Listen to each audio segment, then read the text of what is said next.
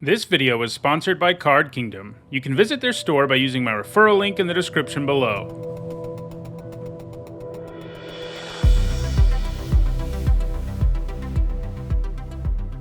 Hi everyone, I'm Nitzahon, and today I'm continuing with my limited set review for Alchemy Horizons Baldur's Gate. So far we've looked at multicolored white and blue cards, and today we're continuing with black cards. In this video I'll give you my thoughts on every single black card in this set and discuss how good I think it's going to be in this new limited format. I use a letter grade system to sum up my thoughts on each of these cards, and if you're not sure what those letter grades mean, you can find the meaning in the description. Alright, let's dive right in with our very first black card in Alchemy Horizons Baldur's Gate. First up we've got Grave Choice, which for 2 generic and a black is an uncommon instant, and it says target opponent sacrifices a non-token creature. If that creature had mana value 2 or less, conjure a duplicate of it into your hand. That duplicate perpetually gains. You may spend mana as though it were mana of any color to cast this spell. So this card has 2 digital only mechanics that we're going to see in this set. This is a digital only set. One of them we see here is Conjure, and that usually means you get a copy that's basically an actual card that's a copy of something else. This copy can go through all sorts of zones. It can go into your hand. Some of them shuffle into your library. Some of them put it into play. In this case, you get a duplicate into your hand. And it also has Perpetually, which, as the name implies, means that that card forever has this line of text, and it doesn't matter what zones it moves between and stuff like that. So this has a neat design because it tries to get around the downside most edict effects have. They tend to feel pretty good early, but when the board gets wide enough, you end up killing something pretty irrelevant. First, Grave Choice keeps your opponent from being able to sacrifice a token, and usually that feels pretty good. And now, if your opponent gives up something weak, that comes with some consequences, and that is that you get a duplicate of the card in your hand. Now, there will be plenty of times where your opponent still can just sacrifice something that's not a big deal and you get nothing, and sometimes getting a copy of their mediocre 2-drop won't matter either, but I think the upgrades to this edict make it better than most of them tend to be in limited. It isn't premium removal, but I think having 1 copy of this is something I'm reasonably interested in. I'm giving this a C+. Next up, it's Hook Horror, which for 4 generic and a black is a 3/3 horror at common, and when it dies, it perpetually gets -1/-1. Then, if that card's toughness is 1 or greater, you return it to the battlefield under its owner's control. This looks pretty good to me. Now, obviously a 5-mana 3/3 isn't great, but in the end, you end up with a 5-mana 3/3 that then gives you a 2/2 when it dies, that then gives you a 1/1 when it dies. And all of those bodies is pretty good to get out of 1 card. Getting 2-for-1s with this is doable. You can even get 3-for-1s. You can also use it as something you sacrifice, and obviously those 3 bodies can really add up if you have good sacrifice outlets. This card looks like it has a lot of nice uses, and it'll be especially obnoxious for your more aggressive opponents when you play one of these late, and you can just trade and keep having it come back, and it'll really buy you time. The downside is it will be a 0/0 eventually, and if you want to bring a creature back from your graveyard, doing so is going to be worthless, but that downside's not a big deal. I like getting 3 bodies out of 1 card. It's sort of like Persist. I'm giving it a C+. Next up, it's Mind Spike, which is an uncommon sorcery, and it says target opponent reveals each non-creature, non-land card in their hand. You choose a card revealed this way. That player discards that card, you lose 2 life. If they didn't reveal a card this way, you draw a card. So this is a cool take on Duress, and that's basically what this is for the most part. You get less info about your opponent's hand than you do with Duress because they only reveal cards that you can hit. Normally, though, Duress isn't really playable in your main deck in Limited. However, this adds the bonus of just turning into a 1-mana draw 1 when you don't hit something, and that gets around the main problem with Duress, which is that it does stone nothing way too often. So if you draw the slate and your opponent's hand is empty, you basically cycle it for 2 life. And yeah, paying 2 life isn't always something you want to do, but this is a very main deckable Duress-like effect for this limited format. It's still something you probably cut a decent chunk of the time, and it probably is a little better out of the sideboard when you know your opponent has a lot of things in their deck that this can hit, but I think this is probably a C-, which means, you play it a little more often than you cut it. Next up, it's Sewer Plague, which for 2 generic and a black is a common instant. It says target creature an opponent controls perpetually gets -2/-2 and gains. At the beginning of each upkeep, this creature perpetually gets -1/-1. This is premium removal. Sure, -2/-2 for 3 mana isn't great, but the fact that the creature keeps getting -1/-1 every turn means that it will often set things in motion for a larger creature to die. It basically can kill things as big as 3/3 before your opponent ever gets a chance to do anything, and bigger creatures than that will become small enough quickly enough that they become kind of irrelevant. And, then they'll die. I'm giving this a B-. Next up, it's Stroke of Luck, which for 1 generic and a black is a rare sorcery. It says look at the top 4 cards of your library. Choose one of them and put all cards with the same name as the chosen card from among them into your hand. You lose 1 life for each card put into your hand this way. Put the rest on the bottom of your library in a random order. This seems like a passable card selection spell. 2 mana to get the best card in your top 4 isn't terrible, and occasionally you'll get more than 1 card. This is probably the most likely to happen with lands, but sometimes you end up with several copies of something in limited, and it doing a thing where you get to draw 2 cards that are real cards with it is going to be pretty crazy.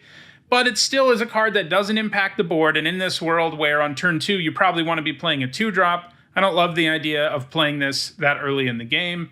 It probably gets a little better later when you already have a board state, and even then, it's not amazing. I'm giving this a C-.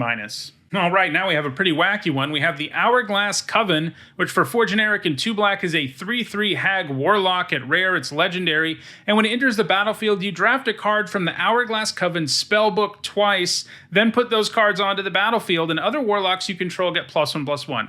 So the spellbook means that you're going to see one of these cards on the right. Actually, you'll see 3 of these cards on the right, and you'll pick one. It's random which 3 you see, and then the one you pick, you get put directly into play, and then you pick another one and it gets put directly into play. It's kind of silly that these all have the exact same art. Seems a little bit lazy, but I do think this card is pretty neat and pretty powerful overall. Basically, you end up paying 6 mana for a 3/3 and 2 2/2s that it also buffs. So you're actually getting 3 3/3s for 6 mana, and then all of these 2/2s have some sort of nice effect. So yeah, I mean, this thing is a bomb. It gives you 3 bodies for 6 mana. They're all 3/3s, and there's some other effect going on too. And there are other warlocks in this set that the Hourglass Coven buffs as well. I'm giving this an A. Next up, it's Altar of Baal, which for 1 generic and a black is a rare artifact, and you can pay 2 generic and a black and tap it to exile a creature you control and return target creature card from your graveyard to the battlefield, activate only as a sorcery, and it comes with an adventure. This means that you can also cast this, in this case, as a sorcery, and when you do, it gets exiled, and then later you can play the permanent side of the card. In this case, you get Bone Offering, which makes a tapped 4/1 black skeleton creature token with menace, and it's a sorcery. So a 3-mana sorcery that gives you a 4/1 with menace is probably like a C or C-. If it came into play untapped, it would be quite good, but it is really nice that you can get a 4/1 body and then get the altar later, and the altar is actually a pretty nice little reanimation engine. The problem there can be actually setting up the reanimation, so this kind of card can do stone nothing for a while, but the fact that you can use it as an adventure during the stage of the game where reanimating something is pointless really makes it so this can become an engine in the late game without you giving up too much in the earlier part of the game. I like this overall. I think it's a B-.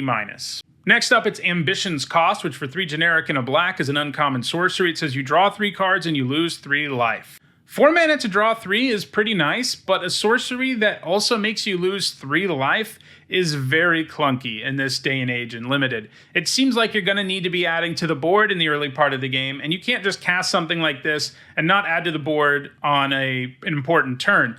You know, if the game reaches a point where it stalls out, this is a pretty powerful card draw spell, but it's so bad for so much of the game that I don't think I end up playing it most of the time, giving it a D.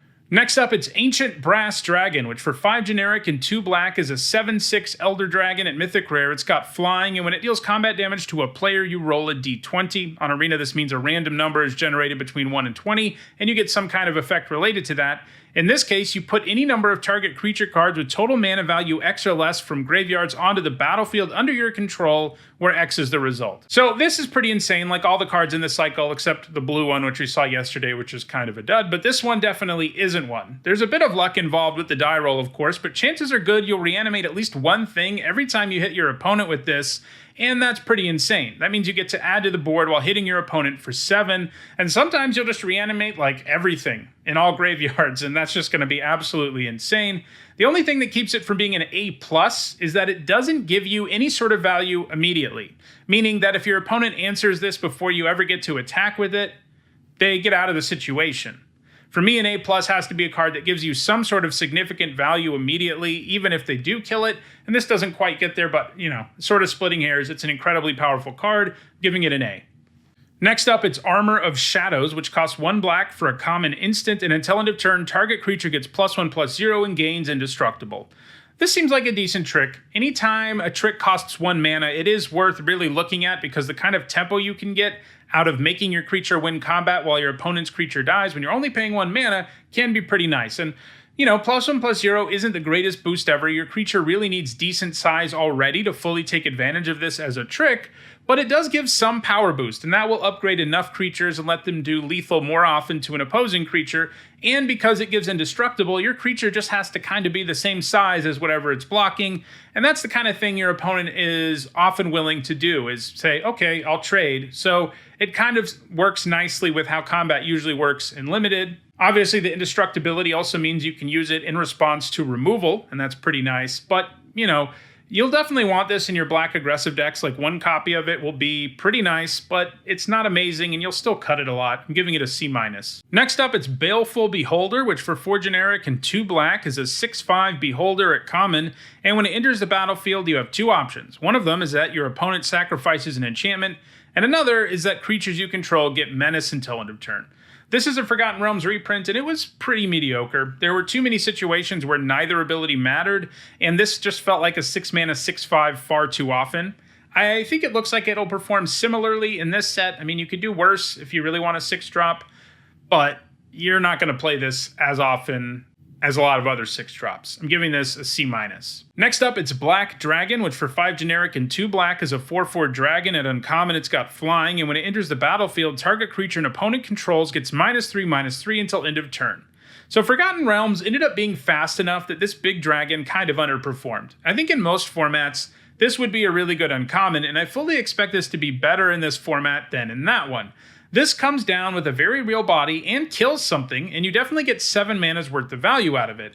This format also has some pretty legitimate Reanimator stuff going on, so getting this to come into play early is a real possibility. There's also some ways to blink your creatures, which is good with this kind of thing. I think this is a B. Next up, it's Black Market Connections, which for 2 generic and a black is a rare enchantment, and at the beginning of your pre-combat main phase, choose 1 or more. Create a treasure token and lose 1 life. Draw a card, you lose 2 life. Create a 3/2 colorless shapeshifter creature token with Changeling, you lose 3 life. This has a neat design. It can generate some pretty absurd value because on every upkeep you can choose to get a treasure, a card, and a 3/2. Granted, you lose 6 life if that's what you choose to do, so most of the time, if you don't have a bunch of life to work with, you're probably only choosing 1 of these. The draw a card and make a 3/2 creature are definitely the more powerful abilities because, you can make a card worth of value out of them, but making a treasure is useful too. It can help you ramp, it can help you fix. I think this can get especially good if you have ways to gain life and you can sort of minimize the downsides this creates, but I do think this will generate enough value in enough board states that it's a B. The losing life downside is very real, but I think there's enough upside here for this to be really good. Next up, it's Blood Money, which for 5 generic and 2 black is a mythic rare sorcery, and it says destroy all creatures. For each non-token creature destroyed this way, you make a tapped treasure token. 7 mana for a Wrath is a lot, even if you are getting all this treasure. Most of the time when you cast this, you're pretty unlikely to have anything worth spending treasure on since you already have 7 mana. And one thing that really annoys me about this card is that the treasure comes into play tapped.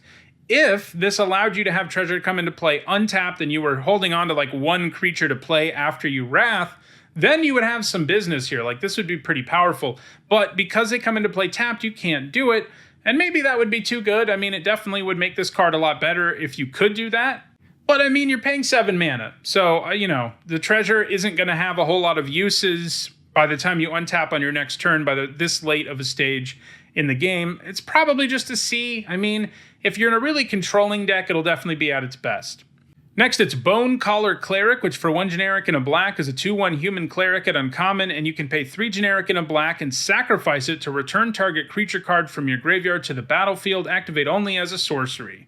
So this is one of the reanimation effects that I mentioned when talking about Black Dragon. It's pretty nice that this is a 2-drop that can do, 2-drop things early, and then if you have something in the graveyard worth reanimating, it can bring that thing back. So, if you find a way to discard your dragon early and you reanimate it on turn 4, that's going to be pretty amazingly powerful. This will probably work best in black-green, the deck that's best at milling itself in this format, but I think it's a decent 2-drop in pretty much any deck because of the amount of upside it has.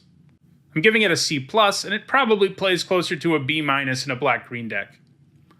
Next up, it's Cast Down, which for 1 generic and a black is an uncommon instant, and it says destroy target non-legendary creature. This is premium removal. There are a lot of legendary creatures in this format, but there's still only a small percentage when you really look at the whole set, and this can kill almost everything in the set for only 2 mana at instant speed. It's a great removal spell. I'm giving it a B. Next up, it's Chain Devil, which for 3 generic and a black is a 4/2 devil at common, and when it enters the battlefield, each player sacrifices a non-token creature. We see these creatures that enter the battlefield and make both players sacrifice something a lot, and they're usually pretty medium. It's both nice and bad that this says non-token, because it counts non-token for you too, so if you were interested in sacrificing a token and making your opponent sacrifice a real thing, well, you can't. You have to sacrifice your real creature, but on the upside, they also have to sacrifice a real creature. They just can't throw a 1/1 soldier away or something. There is good sacrifice fodder in this set that isn't tokens that you can obviously play with this to make it better, but yeah, it's probably just a C. Next up, it's Deadly Dispute, which for 1 generic and a black is a common instant, and as an additional cost to cast it, you sacrifice an artifact or a creature, and you draw 2 cards and make a treasure token. This is a pretty powerful reprint. Giving up a creature or artifact for 2 cards and a treasure is an excellent deal, especially if you're sacrificing a treasure in the first place, and that's something you'll be able to do, especially in black-red. I think this is a C+. Next up, it's Demogorgon's Clutches, which for 2 generic and a black is a common sorcery. Target opponent discards 2 cards, mills 2 cards, and loses 2 life. This is an underwhelming reprint. It's Mind Rot with some added value, but the added value is so minimal that I'm not that much more interested in it than I would be in Mind Rot. I think this is a D+. Next up, it's Drider, which for 4 generic and a black is a 4/3 elf spider at uncommon. It has reach, and when it deals combat damage to a player, you create a 2/1 black spider creature token with menace and reach. This was solid in Forgotten Realms. Obviously, if you can get in with it, it generates some very serious value, even if you can only hit your opponent once, but it does have an awkward stat line as a 5-mana 4/3 that makes it kind of challenging to do that with regularity. Your opponent will just have like a 3-mana 3/2 in play that they can just block this with, and that doesn't feel great in terms of mana equity, so this is probably just a C. Next up, it's Eldritch Pact, which for 6 generic and a black is a rare sorcery, and it says, target player draws X cards and loses X life, where X is the number of cards in their graveyard. This has a cool design, one that is sort of hard to evaluate. This can potentially kill your opponent either by doing damage to them or milling them out, and you can also use it on yourself if it's a situation where drawing a whole bunch of cards helps you. However, it feels like there will be too many situations where doing either of those things isn't worth it, and it's pretty brutal having a 7-drop that doesn't always do something useful. Basically, I think this is mostly like a win condition in a really controlling deck.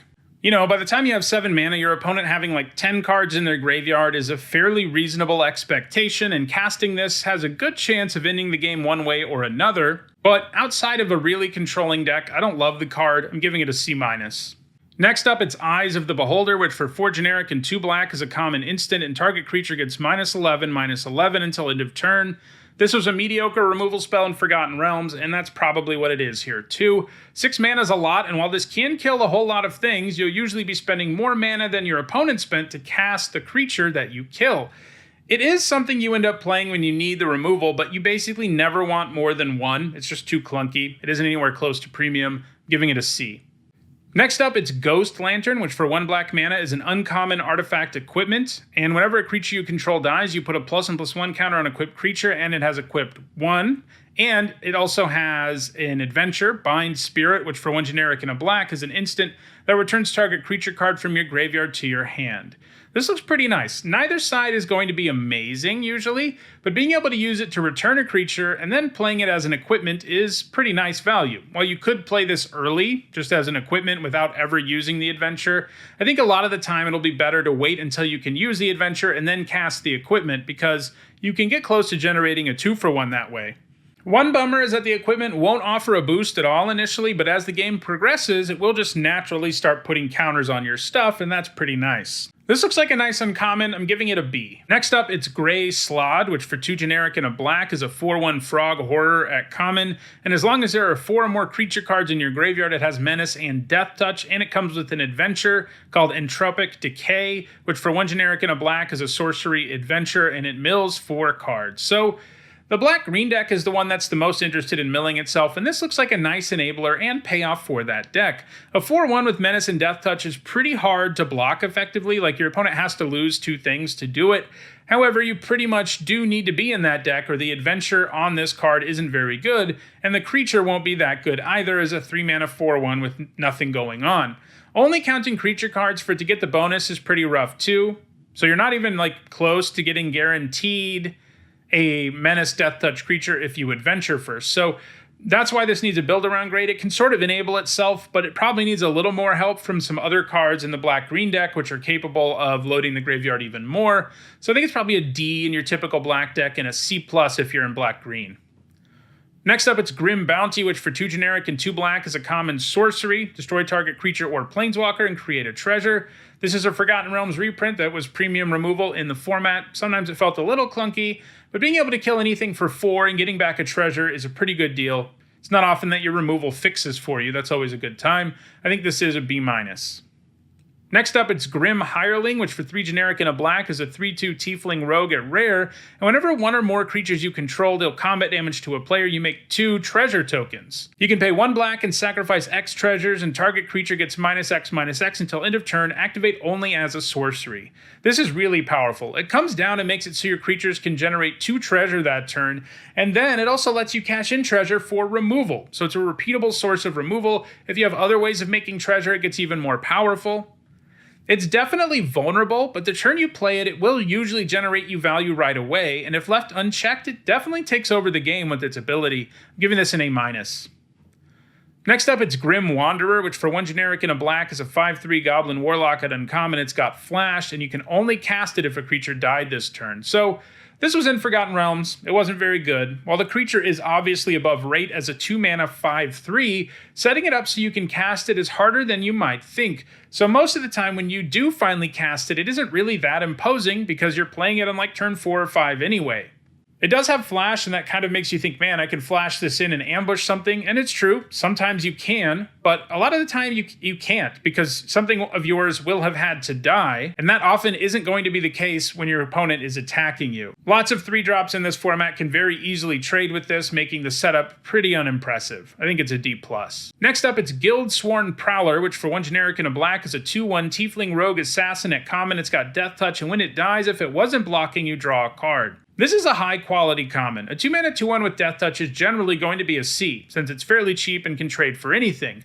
When you can draw a card off of this, it will feel particularly absurd. If this thing could draw you a card even when it was blocking, it would probably be like a B, because it would always be a 2-for-1, but if you do find a way to draw that card, it will still feel pretty nice. You can use it to be sacrificed to something. It's not blocking when that happens, right? And it's also a nice attacker that sometimes they do just have to block. I think it's a C+. Next up, it's Horde Robber, which for 1 generic and a black is a 1/3 Tiefling Rogue at common, and when it deals combat damage to a player, you create a treasure token. This was a big overperformer in Forgotten Realms, where its stat line really lined up in a good way against a sea of 2/1 creatures, so it would usually be able to attack after it was played on turn 2 and get you a treasure one way or another, and from there you would get a lot of value. It probably will be a little less good here, as part of what made it great was fairly format specific, but it still seems like it's going to be a nice common, giving it a C+. Next up, it's Intellect Devourer, which for 3 generic and a black is a 2/4 horror at rare. When it enters the battlefield, each opponent exiles a card from their hand until Intellect Devourer leaves the battlefield, and you may play lands and cast spells from among cards exiled with Intellect Devourer. If you cast a spell this way, you may spend mana as though it were mana of any color to cast it. This is quite good. Your opponent gets to make the choice of what they exile, so that limits just how powerful this can be a lot of the time, but as long as you're getting something with the Devourer, it's going to feel pretty good. Taking a card from an opponent's hand and then using it is just great, even if it's just a land. So sometimes your opponent's hand will be empty, and in those cases it won't feel great, and your opponent might also just be able to kill this thing and get their card back right away, but still, it's a 4-mana 2/4, and it has pretty big upside. I think it's a B. Next up, it's Manticore, which for 3 generic and a black is a 2/1 Manticore. At common, it's got flash and flying, and when it enters the battlefield, you destroy target creature an opponent controls that was dealt damage this turn. This wasn't that impressive in Forgotten Realms, and I doubt it will be here either. This sort of kill a damage creature effect ends up being pretty underpowered, and even when you give the creature flash, you'll have a harder time than you might think getting it to do its thing. The problem is, oftentimes to damage something, you have to give up a card to do it in the first place, so then once you play a card like this and it kills something, the value doesn't feel that great. Now, if you can find a way to damage the creature without you using up a significant amount of resources, then this does feel pretty powerful, but that's harder than you might think. It does have the fail case of being a 4-mana 2/1 flash flyer, which is, not good, but that as a fail case isn't too bad. I'm giving it a C. Next up, it's Nefarious Imp, which for 2 generic and a black is a 2/1 imp at common with flying, and whenever 1 or more permanents you control leave the battlefield, you scry 1. I mean, this is an okay payoff for creatures leaving the battlefield, and it has decent-ish stats. Scry 1 isn't going to let you take over the game or anything, but it definitely helps. I'm giving this a C. Next up, it's Pact Weapon, which for 3 generic and a black is a mythic rare equipment, and as long as it's attached to a creature, you don't lose the game for having 0 or less life. When equipped creature attacks, draw a card and reveal it. The creature gets +X until end of turn, and you lose X life, where X is that card's mana value. Equip, discard a card. This is pretty cool, and also very all or nothing. Obviously, having a creature attack and draw you a card and pump itself is nice. You will sometimes hit a land, and that's kind of a funny thing because you're probably happy that you don't have to lose life, but you're less happy that your creature's getting +0/+0. But you are drawing a card still, and that's pretty nice. You can, of course, also lose a ton of life and pump your creatures a ton, in which case it feels good that your creature's getting bigger, but then you have to start worrying about what happens if your opponent ever kills the creature this is attached to, and that line that says you don't lose the game for having 0 or less life doesn't matter anymore. So there's a lot of interesting tension in how they design this card. In the end, I do think this is pretty good. Drawing a bunch of cards is, of course, powerful. This lets you do it. You do have to discard a card to equip it in the first place, but that also means you don't have to pay mana when you spend 4 to cast this, which is nice. It provides you some insurance against your life getting too low, and yeah, if you're playing this card, there are going to be games where your opponent kills your creature and you lose because you're like at -2 life or whatever, but I think there's going to be more games that you win because this drew you so many cards and pumped your creature so much. I don't quite think it's a bomb. I do think the downside this card has is significant enough that you can't really say it's a bomb, but I do think it's a B+. Next up, it's Sepulchre Ghoul, which for 1 generic and a black is a 2/2 zombie at common, and you can sack another creature to give it +2/+2 until end of turn, and you can activate that only once each turn. So this is a buffed up reprint. It was only a 2-mana 2/1 in Forgotten Realms, so they made it even better. And in Forgotten Realms, it was already an excellent card because it had a big sacrifice theme, and that's true here too. There are good things to sacrifice. You have a threaten effect at common that lets you steal something, and if you steal it and sack it to your ghoul, it feels amazing. I mean, this is a 2-mana 2/2 that always threatens to become a 4/4 when it attacks, so your opponent often just has to take damage from it, especially in the early game. This is a great common. I'm giving it a B-. Next up, it's Shambling Gas, which for 1 black mana is a 1/1 zombie at common, and when it dies, either a creature an opponent controls gets -1/-1 until end of turn, or it makes a treasure token. Speaking of good sacrifice fodder, this was a very nice common for black in Forgotten Realms. It can really keep your opponent from attacking you early, especially when it can generate 2-for-1s against 2 X1s, but just the fact it can block and kill 2-drops or be sacrificed and kill an X1 is great too. Being able to get treasure out of it is, of course, also valuable. I think this is a C+. Like in Forgotten Realms, this looks pretty good for mid-range and control decks, and sacrifice decks especially. Next up, it's Sigil of Mirkul, which for 2 generic and a black is an uncommon enchantment, and it says at the beginning of combat on your turn, mill a card. When you do, if there are 4 or more creature cards in your graveyard, put a +1/+1 counter on target creature you control, and it gains Death Touch until end of turn. So we've already seen a few cards that check for 4 creature cards in your graveyard, and Sigil of Mirkul is both an enabler and a payoff, which is pretty nice. Now, when this enchantment is doing nothing, it will feel pretty miserable. But it looks like black-green, and to a lesser extent black-white, will be able to set this card up, and once you are getting a counter and Death Touch on a creature from this every turn, this is a pretty darn good card. I think it's definitely a build-around. You need to make sure you have a lot of creatures to take full advantage of this, as well as other ways to mill yourself, And not every black-green or black-white deck will just be able to do that. I think it's probably a D in your typical black deck in the format, and probably like a B in decks that can trigger it regularly. It is probably the premier payoff for cards that check for 4 creatures in the graveyard. You know, this is just a very powerful effect, buffing one of your creatures every turn. Next up, it's Skullport Merchant, which for 2 generic and a black is a 1/4 dwarf citizen at uncommon. When it enters the battlefield, you get a treasure token, and you can pay 1 generic and a black to sack a creature or a treasure to draw a card. This was nice in Forgotten Realms, and I think it will be here too. It has nice defensive stats, and it does something you want to be doing when you're in a defensive situation, since it can draw you cards. It's great at sacrificing good sacrifice fodder. It fixes your mana. I think this is worth first picking in some weaker packs. I'm giving it a B-. Next up, it's Summon Undead, which for 4 generic and a black is a common sorcery. It says you may mill 3 cards, then return a creature card from your graveyard to the battlefield. So this is another solid reanimation spell. It also mills you, which sets up your cards that care about cards in the graveyard, and I like that. There aren't enough ways to discard cards in this format that I think setting something like this up is very doable. It probably does need a build-around grade, because if you aren't in a deck that has targets worth reanimating, obviously, you shouldn't be playing it. I mean, if you're only reanimating like a 5-drop, even that doesn't feel great. You need 6s and 7s and things like that to really feel like you're doing it with Summon Undead. It's probably a D+ in most decks, but a C+ in a deck that gets there on reanimation targets. Next up, it's Vampire Spawn, which for 2 generic and a black is a 2/3 vampire at common, and when it enters the battlefield, each opponent loses 2 life and you gain 2 life. So this is basically a vampire siege rhino. Okay, I'm kidding a little bit, but this card really did overperform in Forgotten Realms. It has passable stats, and it creates a life point swing of 4 just by entering the battlefield. It really surprised me in that set, and I think in this format it's also going to be pretty nice, giving it a C+.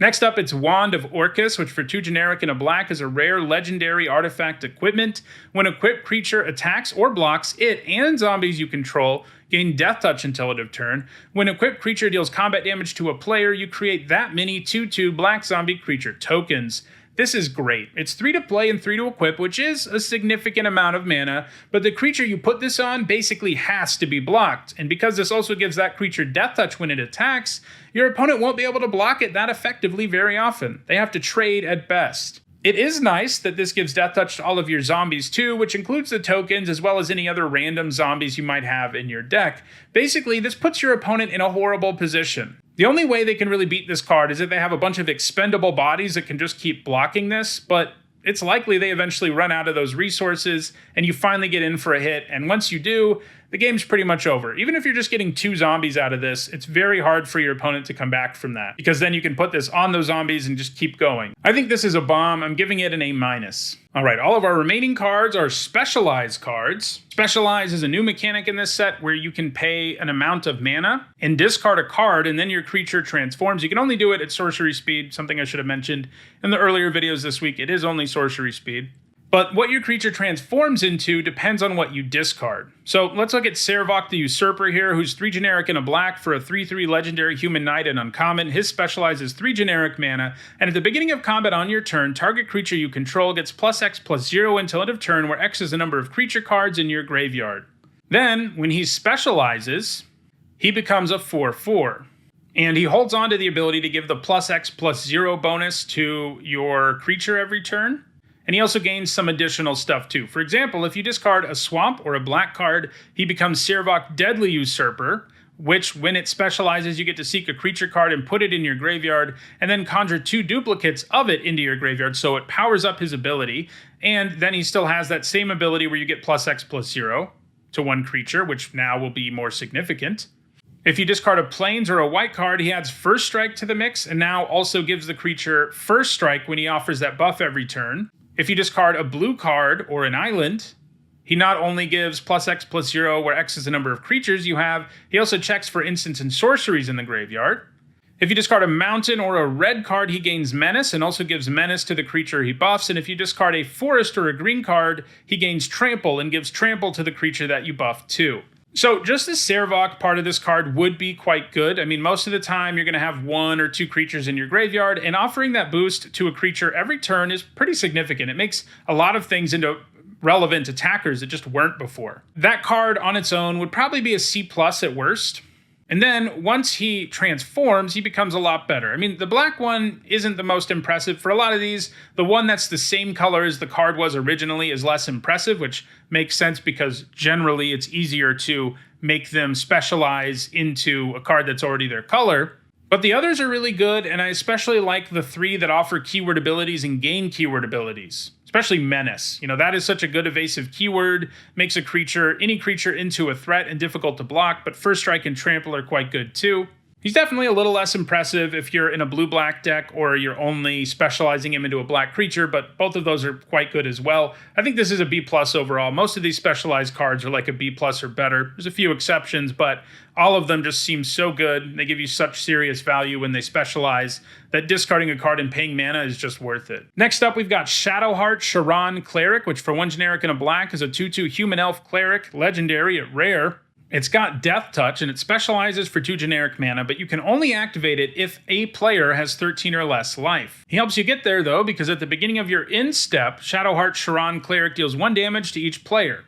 Then, when it specializes, it becomes a 4/4 and gains various things. The black version gains Lifelink. The other 4 don't gain any keyword abilities, but they do add a really powerful trigger that does a thing anytime you take damage during your turn, and he's holding on to that ability to do 1 damage to each player, so that's going to happen for you every end step. So the white one gives you a 2/2 white knight creature token. The blue one draws you a card. The red one also hits your opponent, so they'll be taking 1 from Shadowheart's trigger and then 1 from the other ability, so they're taking 2 every end step. The green one can't be blocked by creatures with power 2 or less, and whenever you lose life during your turn, you put a +1/+1 counter on Shadowheart. So yeah, this is a creature that's really about aggression. A 2-mana 2/2 with Death Touch and the 1 damage every in-step effect is probably a C+ at worst. You can trade it for anything, and in the meantime, it can really pick away at your opponent. Of course, the effect is symmetrical, and sometimes you'll have to be careful, but if you play this in an aggro deck, it's going to benefit you more, especially because, as we've seen, once your opponent has low enough life, or you have low enough life, you can specialize this into a very powerful creature that now gives you a bonus for losing life every turn. I do think the fact that it can't specialize until you have, or somebody has 13 or less life is enough of a hurdle that this isn't quite a bomb, but it gets pretty close. I'm giving it a B+. And then our last card is Vaconia, Nightsinger's Disciple, which for 1 generic and a black is a 2/3 legendary elf cleric at uncommon. It specializes for 2 generic mana, and you can pay 1 generic to exile target card from a graveyard. When it specializes, it becomes a 3/4 and holds on to the ability to go after cards in the graveyard, and you also get some sort of effect related to the cards that you've exiled with Vaconia before it's specialized. For example, when the black one is what you specialize into, you get a copy of one of those creatures that you exiled into your hand, and when it enters the battlefield, your opponent loses 2 life and you gain 2 life. The white one also gives you a conjured copy of the card into your hand, and then if it has a mana value of 3 or less, you just put it directly onto the battlefield, which is pretty spicy. The blue one checks for both a creature and an instant or sorcery card that have been exiled with it, and then you get duplicates of each of those cards in your hand when it specializes. So that one can potentially basically draw you 2 cards when it specializes. The red one, you get the duplicate of one of the creatures you exiled, and it gets +1/+0 and gains haste, and you can cast, all of these let you cast the card with mana of any color, by the way, so they're easy to cast. You can cast whatever you exile with it and whatever you end up with. And the green one perpetually gives that card +2/+2. So this is nuts. It's a very powerful uncommon. It starts out with good base stats and a graveyard hate effect in a format where it looks like that matters.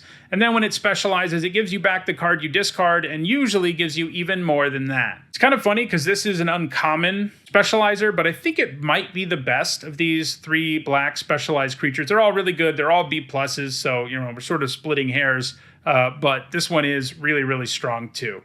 So those are my thoughts on every single black card in Alchemy Horizons Baldur's Gate. Do you think I got any of the cards wrong? Let me know in the comments. If you want to make sure you catch the rest of this set review, which continues tomorrow with a look at all the red cards, don't forget to subscribe and turn on notifications. If you want to catch up on the videos in this review that are already up, you should see a playlist on your screen shortly. And if you want to go the extra mile in supporting the channel, you can on Patreon or by becoming a YouTube member. Thanks for watching.